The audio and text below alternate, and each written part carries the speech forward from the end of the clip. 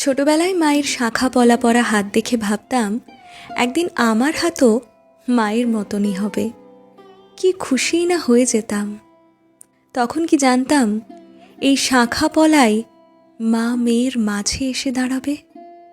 কোনো কিছুই মায়ের মতো নেই আর, শুধু আমার এই হাত দুখানাই আছে আমার কাছে মায়ের মতো দেখতে। রোজ সকালে উঠে যাকে মা বলে ডাকতাম, এমন একটা সকাল আসে মা বলে ডাকলে একটা অন্য মানুষ সাড়া দেয়। সেই চেনা গলাটা আর শোনা যায় না। যে জানালা দিয়ে রোজ আকাশ দেখতাম, সেই জানালাটা বদলে যায়।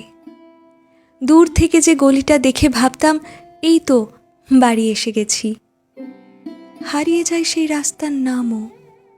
কত কী তো রেখে এসেছি যত্নে, স্নান করার মগ, হরলিক্সের গ্লাস, জমানো কলম, ছোটবেলার গল্পের বই, মাথায় চুল নেই পুতুলটা, ভাঙা কাঁচের চুড়ি, কানের দুল, আরও কত কি।